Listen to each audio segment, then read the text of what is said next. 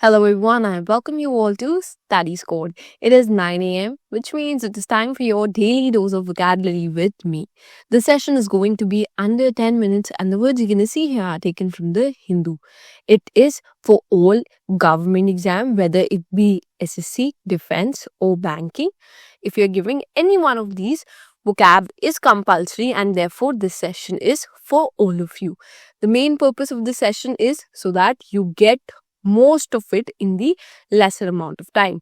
And if you've yet not subscribed to our channel, make sure to do so.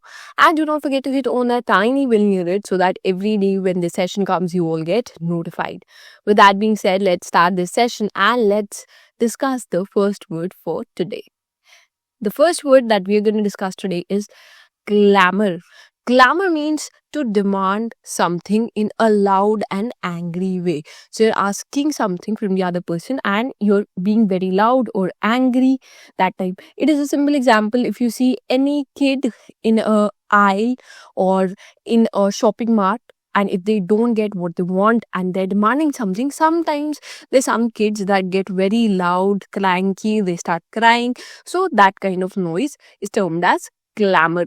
Here the sentence is, the public are clamoring for an answer to all these questions. So the public is making loud sounds and they are demanding the answers, which is their right from the government. The synonyms here are roar, noise, howl, and outcry. All of them are pretty simple and easy to understand. The antonyms here are murmur and rumble. So if you are murmuring, that means you are saying it in a very low sound or your audio volume is very low. Same way we have rumble also. Rumble is a little bit different and we'll star mark that. So pay extra attention on this word. Next word for us for today is rickety. Rickety means likely to break, not strongly made. So there are chances that it might break. Okay, the image here defines it very clearly. Here you could see a bridge, a wooden bridge which is not made very strong, and some pieces are also gone here and it's almost tilting, right? So it's a bit rickety. So it's likely to break if you walk on it. Here the sentence says, she slowly climbed the rickety wooden steps. So the steps were rickety. That means they were not very strong. They were about to break. So therefore she was very careful while climbing it and she was climbing them slowly. The synonyms here are dilapidated, ramshackle, and decaying. And the antonyms here are new, brand new, and fresh. Here dilapidated is different and therefore we'll star mark that one. Spellings are also very important if you're appearing for any exam. So make sure whenever you are watching the session, you try to write them or try to remember the spellings. Okay, sometimes you get questions. There are at least 2 questions in any exam where they try to give you a word and then they ask you which one is correctly spelled. So that time these words become very important. And there are certain words like we have dilapidated here. Okay, so it has a lot of I's.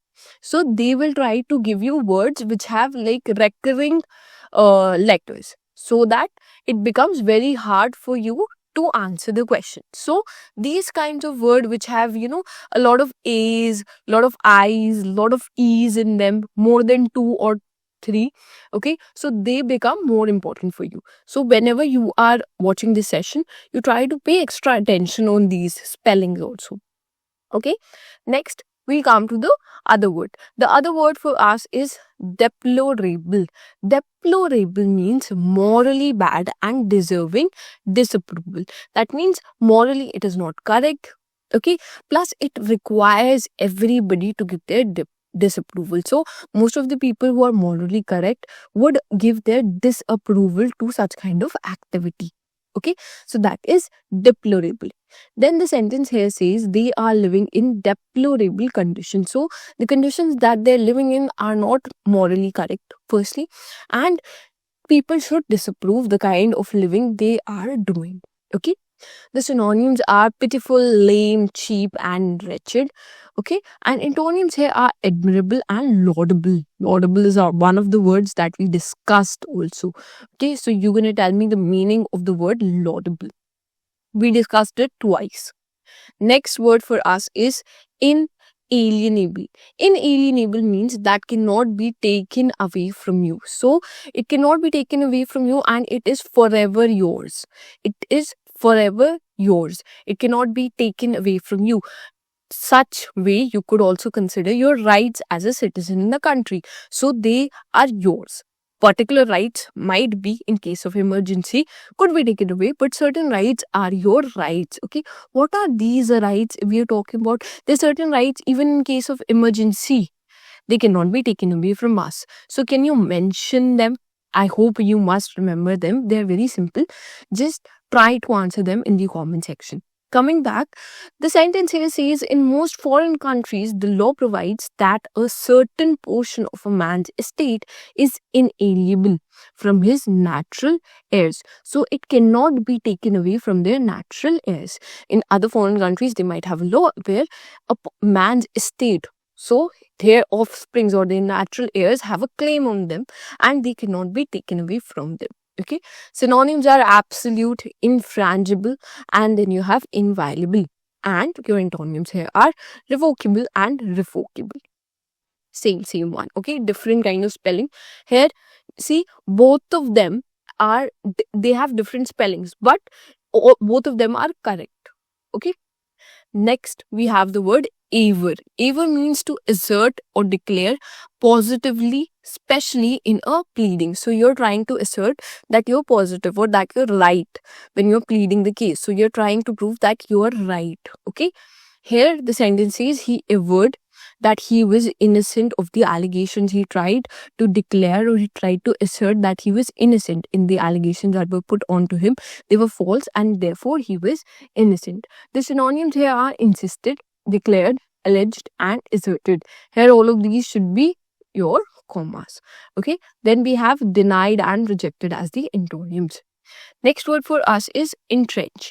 Entrench means to firmly establish something, especially an idea or a problem, so that it cannot be changed. So you're trying to firmly establish something.